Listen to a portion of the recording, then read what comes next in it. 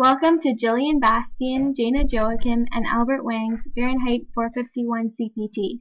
We will be saying a summary of the slides during this video. You can read the slides at your own pace by pausing the video at any time or by looking at the original prezi, which can be found through the link in the description box. Ray Bradbury, author of Fahrenheit 451, was born in 1920, Illinois, USA. During his teenage years, the Bradbury family moved to Los Angeles. His family could not afford to send him to college, so he spent most of his free time in the library and selling newspapers. In 1938, he was published for the first time. Then he married Marguerite McClure in 1947, and they went on to having 4 daughters. The Martian Chronicles, published in 1950, became his first major work. From there, he went on to publishing many short stories and science fiction-based novels, Fahrenheit 451 being one of his most famous.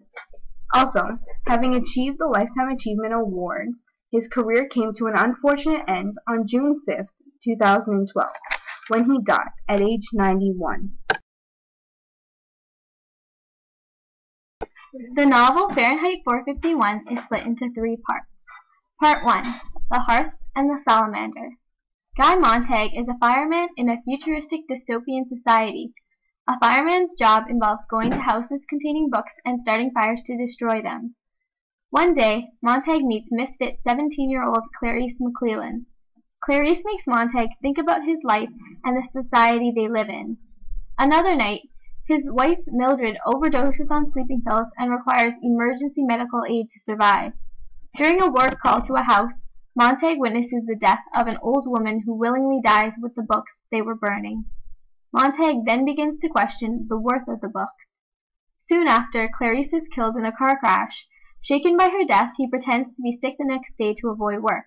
Montag's boss, Captain Beatty, tells Montag the true history of firemen and the disappearance of books. Montag reveals to his wife that he has secretly hoarded about 20 books in the past year with the intention of finding out what they mean. Part 2, The Sieve and the Sand. Guy and Mildred Montag have been reading books in an attempt to understand them. Montag remembers an old retired English professor named Faber, who he once met. Montag decides to find Faber in hopes that he will be able to help him understand the books and society. Both Faber and Montag want to change society. Though reluctant at first, Faber agrees to help Montag rebel against the law and bring down the fireman structure. The two men then communicate through tiny two-way earphones of Faber's invention. Montag's anger at society gets the best of him when Mildred's arrogant friends are at his house and he reads them poetry, which results in a stir of emotions. Not long after, Montag and the firemen arrive at Montag's house to burn books.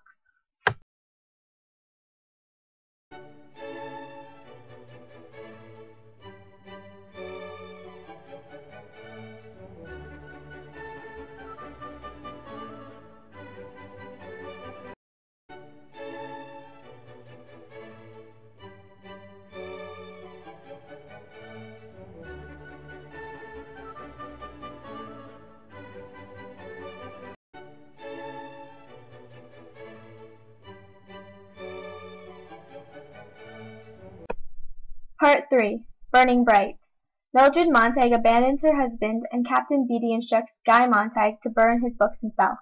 Montag does so, but then, because of his frustration with Beatty and the firemen, he turns on Beatty and burns him to death. The mechanical hound attacks Montag and injects an anesthetic into his leg before Montag is able to destroy it.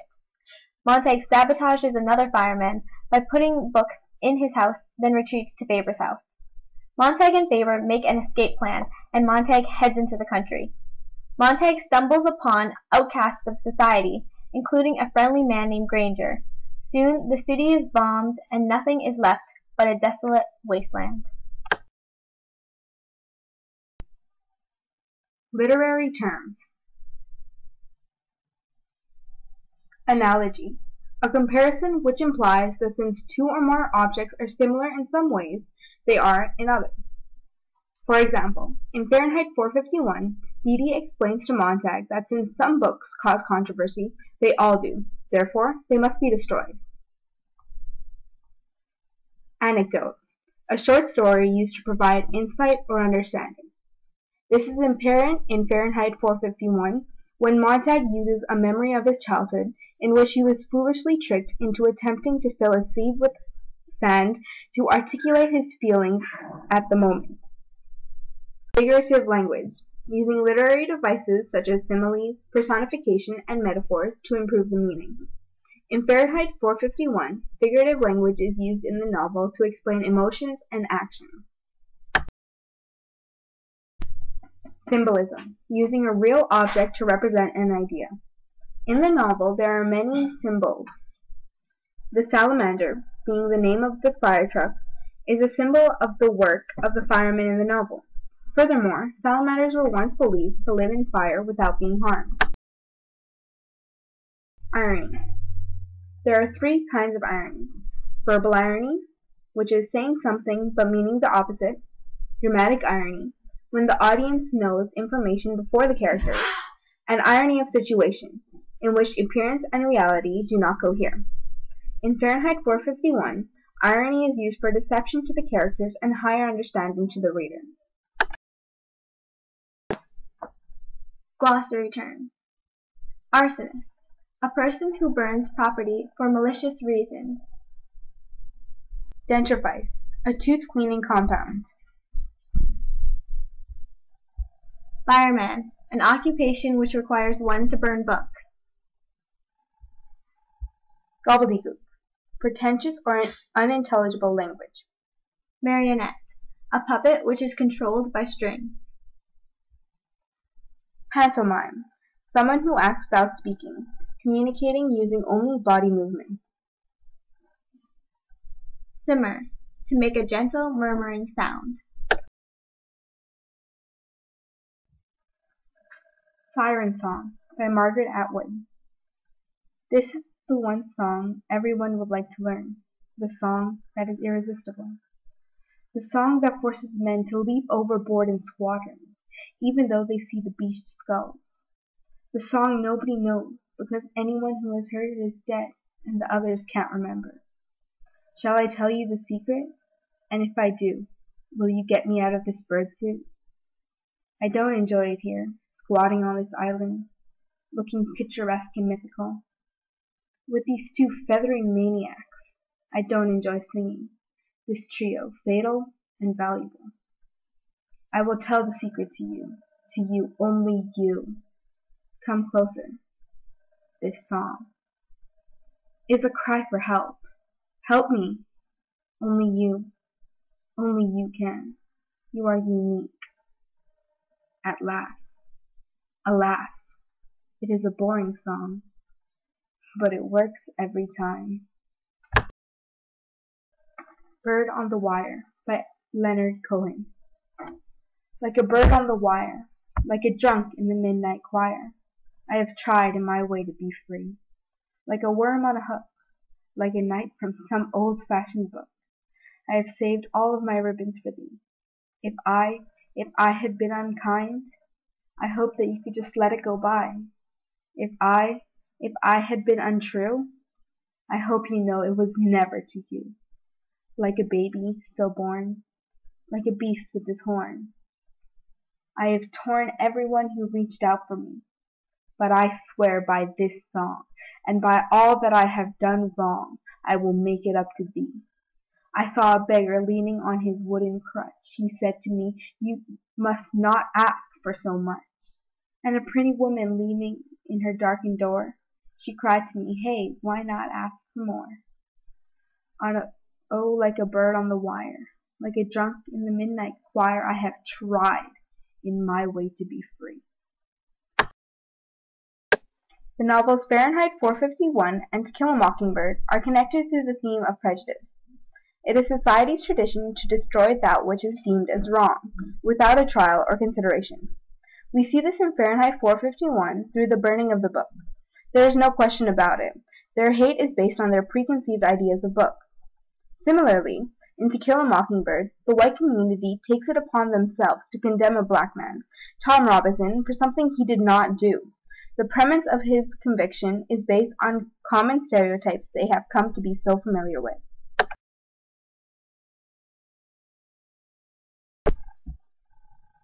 Deceiving appearances. Characters of power disguise their malevolent motivations by displaying themselves in a nonchalant manner. Captain Beatty displays the disturbing lack of knowledge in the novel society as a normal and positive aspect of society. Beatty promotes this ignorance by setting fire to books and encouraging the work of his fellow firemen. This can be compared to the character of Shylock in The Merchant of Venice, who understates the severity and seriousness of the bond he makes with Antonio, the merchant, by speaking of it in a casual tone and referring to the agreement as a merry bond. His malevolent motivation is to kill Antonio.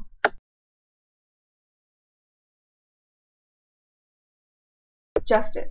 Those in power of determining justice, who act unjustly, receive malignant punishments. In Fahrenheit 451, Captain Beatty is the leader of the firemen and constantly enforces the anti-book laws. When he acts against such law, he ends up dead. Also, in Inherit the Wind, Matthew Harrison Brady fights the teaching of creationism. When Brady loses his battle, he is reduced to a babbling buffoon and ultimately dies.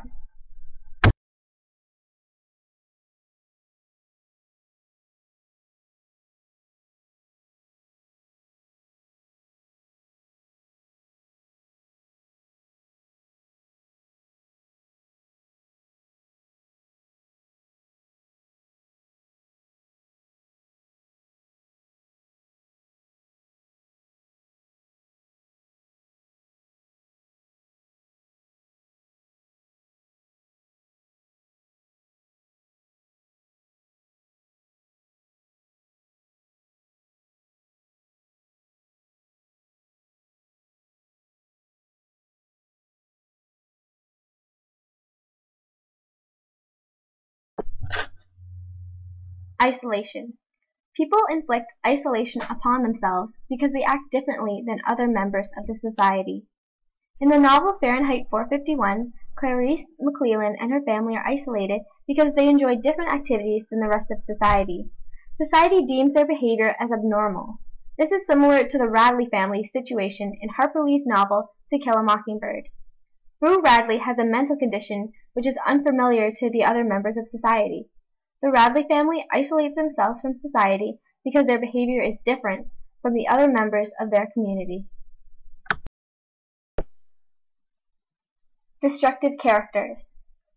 The strong enforcers of the society's expectations punish those who do not follow society's rules. Captain Beatty enforces the ban of books by burning all of the books that he finds and arresting those who had possession of them. An example of this is when Guy Montag is found having possession of multiple books. Beatty tells Montag to set fire to his books, and then Beatty attempts to arrest him.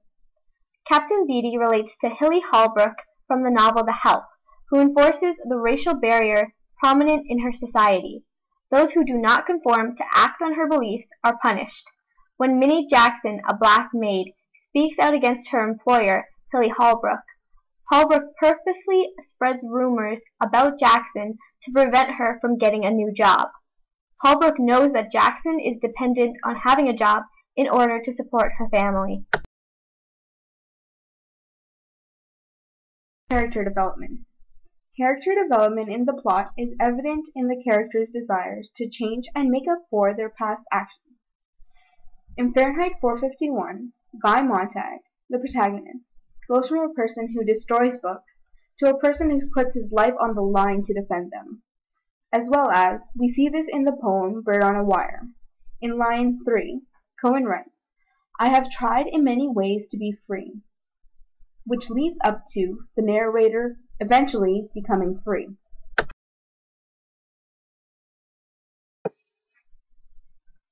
Past values. The past has valuable traditions and ideas that are remembered by few. Clarice McClellan is a strange young girl because she enjoys knowledge and thinking for herself. This is an old but important idea frowned upon in the Fahrenheit 451 society. The society puts on a false front to make people happy and distracted from reality. Clarice McClellan relates to the narrator of Margaret Atwood's poem Siren Song, as they both have a secret to share. McClellan's secret is that satisfaction that comes with appreciating nature and people. This appreciation appears to only be evident in the McClellan family, as well as the silenced elders of the society. This is parallel to the poem, in which the only people who remember the secret song are dead or unable to remember. Furthermore, both individuals are unhappy with the picturesque and deceiving environment they are forced to live in. Additionally, the narrator is the only one who can save the people, just as Clarice McClellan is the only one who was able to open Montag's mind. Authority. Individuals living in fear of an authority figure who dictate their beliefs find the strength to rebel in order to fulfill themselves morally and mentally. In Fahrenheit 451, Guy Montag, fearing the consequences of the firemen, rebels in order to satisfy his craving for books. This is also shown in The Merchant of Venice. Jessica is scared of her father, but she breaks free from his clutches and fulfills her need for love by marrying a Christian, Lorenzo. Also, this is apparent in Inherit the Wind. Rachel Brown, Reverend Kate's daughter, also too lives in fear of her father, rebuking her.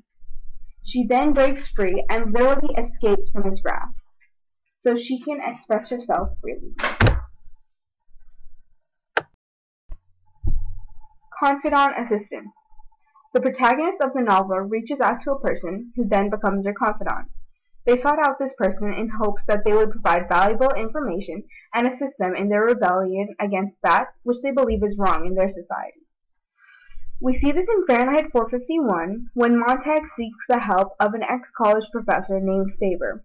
Through this, Montag gains insight on books, satisfying his immense curiosity.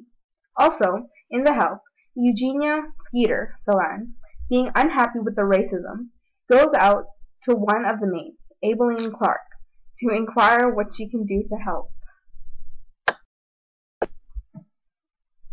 Fear and Order.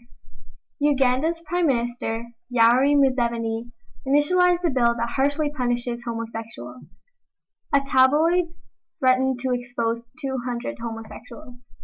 The media and authority in Uganda, using their power to inflict fear into their citizens, can be compared to that found in Fahrenheit 451. In both situations, the law imposes restrictions on people who don't conform to that which society sees as normal. The homosexuals in Uganda are similar to Montag and other believers of knowledge through books, as they are threatened by authority and through the media because of their interests. People in positions of authority use fear to make people behave in a way that they believe is proper. The people pay the price. Child murderer, kidnapper, and sexual assaulter Michael Rafferty plans to use taxpayers' money to pay for his appeal. This relates to Fahrenheit 451, where the society is Rafferty. Rafferty destroys childhoods through his crimes, and the society in Fahrenheit 451 destroys childhoods by neglecting the youth. A prime example is Mildred Montag's friend, Mrs. Bowles. Mrs. Bowles sends her children away to school all year and shuts them up in the parlor when they visit. Young Clarice McClellan of Fahrenheit 451 is killed by a foolish driver. The driver goes unpunished, and her family must pay the price of suffering the loss of a dear family member. This is similar to Rafferty, who wants to take money from people, including the family of his victims, to pay for his expenses. Deception. A mother in China lied to her daughter from a young age, telling her that she wasn't her real mother in order to get her to stop acting spoiled and arrogant. This relates to Fahrenheit 451 because, like the young girl's mother, the government also hides the truth from the public. This is so that the public can live blissfully, unaware of what really is going on. By concealing the truth, they are controlling how they live their lives.